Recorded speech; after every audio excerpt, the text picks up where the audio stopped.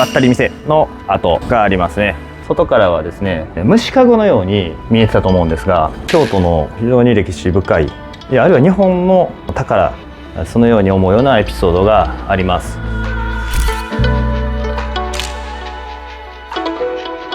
2ポイントの池内です。いつもありがとうございます。今日は中京区立花町の不動産のご紹介させていただきます。京都市役所から歩いて3分、御所の南側の不動産になります。ご覧いただいている通り、大きな京町屋になりますね。外観の特徴からご説明させていただきます。格子と出格子があります。今はもうないですけど、ばったり店の跡がありますね。この格子取り外して、ばったりと倒してきて、お店に商品を並べる、陳列するような使われ方をしたりですね、ここに腰を掛けるような座席を設けて地域の皆さんとコミュニティの中で団らんするような、そういうスペースで利用されてたものですね。1階の下屋ですね。特徴はいつも通り京町屋の特徴です。腕木、出し下駄がある、はい、そういう京町屋の特徴を持ってますね。こちらの玄関ですね。このガラス戸がもう明治とか大正時代にこういう風な施工をされて、で中によいしょ、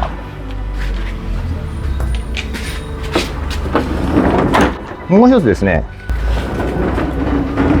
大きな扉があって、これをオートマイラドというような言い方をして二重のセキュリティになってます。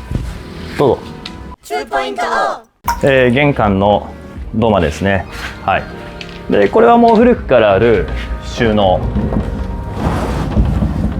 がここにあります。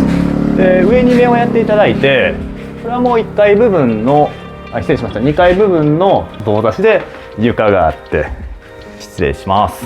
はい。じゃあちょっと上目をやっていただいて、すごい広い空間がありますね。はい。でもともとおそらくこの土間がずっとお庭の方まで続いて、通り庭の形をもともとは持っていて、でここの上については非常に広い空間なんですけど、いわゆる火袋と呼ばれるような、そういうものになりますね。今日のこちらの町屋についてはスリッパで入っていいということですので、スリッパで上がらせていただきますね。はい、どうぞ。はい。もうこのキッチンについてはもうシステムキッチン、近代のものになっている、はい、新しいものです。で土間から直線にお庭が配置されてて、どうぞ足元気をつけてください。はい、こちらにお風呂ですね。浴室がございます。はい。で縁側がこのようにあって、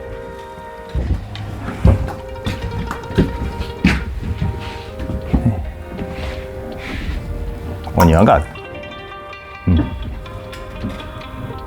はい。で、お庭に接している和室6畳と床の間がありますね。でちょっと和室でスリッパで入るのは大変恐縮ですが、許可もいただいてますし、今日の撮影では入らせていただきます。この辺はジュラクで塗って貼ったものですけども、だいぶ剥げ落ちてますね。はい、補修が必要になってきます。で和室のお部屋は京間のお部屋になってますね。はい。はい。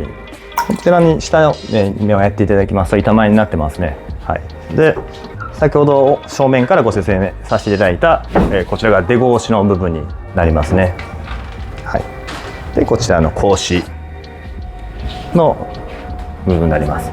でこのスペースで、商品をこの格子を外して商品を陳列されたりですとか、ここで、歴史のある素晴らしい職人の皆様がさまざまなものを創作された、そういう場所になります。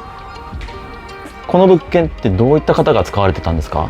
建物大変立派で京町屋として趣ある建物なんですけどね、ここの利用されてた方っていうのは宮田家と岡本家という2つの家庭のですね、家系の歴史がある、そういう建物でもあるんですよ。次は2階にどうぞ上がってください。2ポイント。2階に上がってまいりました。さっきのその宮田家と岡本家の両家の歴史、どういったことをされてた方ですか？もともとは京都の非常に歴史深い、あるいは日本の宝、そのように思うようなエピソードがあります。時代は1709年で、当時の朝廷あるいは幕府からですね、号として免書というような号を授けられはりました。そこから始まって宮田家さんの歴史が始まっていきます。当時日本の歴史でいきますと、元禄時代、元禄文化、そういうような時期になるんですけども、皆さんご存知なのは赤穂浪士、そういったものでお気になられたこともあるかもしれませんね。当時は能面師をもともとはされていらっしゃったそうなんですけど、能でお作りになられるお面、この制作からですね、お人形、ひな人形ですね、そういったものをお作りになられて、奥下さんとか、三井財閥さんとか、そういったところに提供されると。はい正面玄関から見ていただいてた天井高の非常に低い、勾配天井になっているこういう低いものを津2階建ての造りというふうに言ってます。そしてこれを見ていただくと、外からはですね、虫かごのように見えてたと思うんですが、こういう格子ですね。この中は木材で、その上に土壁のように縫って、で漆喰を縫って、上にしっかりこういう形で、施工されている。これを虫子作りというふうな言い方をしたりします。当時江戸の時代にですね、現代でいう建築基準法のようなものがありまして、こういうふうな施工を奨励していたという歴史があります。はい、で非常に天井高が低くて、ね、ただ梁とかすごいこう立派な構造が出てて、京町特有の趣を持ったものですね。で先ほどの火袋の方を一回ちょっと覗いてみましょうか。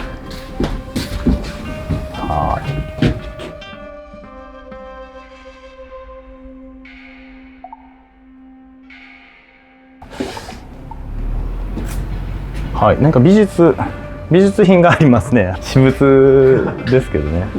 これは宮田家さんの歴史と、岡本家さんの歴史ともこの美術品ってつながっていくんですけど、一番そうですね、近代でいうところの一番有名なことで申し上げますと、大正時代に、今でいう祇園祭ですね。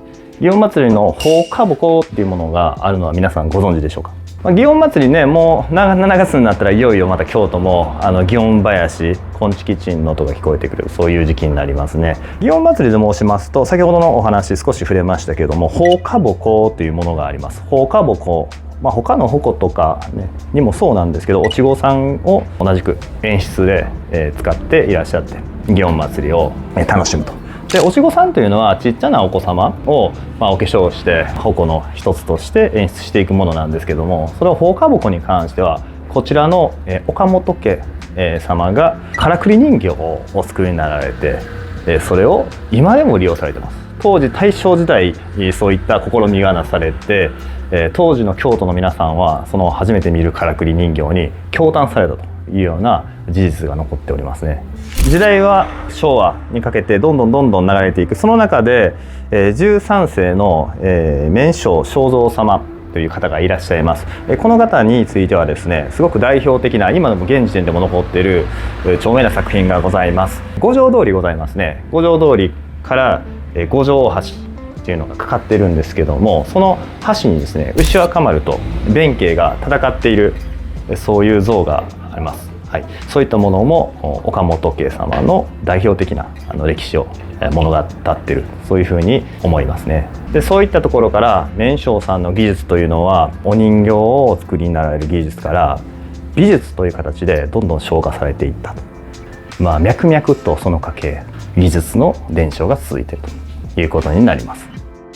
でこちらの不動産について、今回はテナントとして募集を開始しております。本当に1700年代からずっと脈々と続いている歴史のある人としての物語、不動産としての物語、非常に趣のあるもの、そういうふうに感じますね。この京都、いやこの日本ですね、歴史と伝統、そして創作のこの地で新しい時代を作っていただけるような、そんな事業がこの場所で見てみたいなと、そういうふうに思います。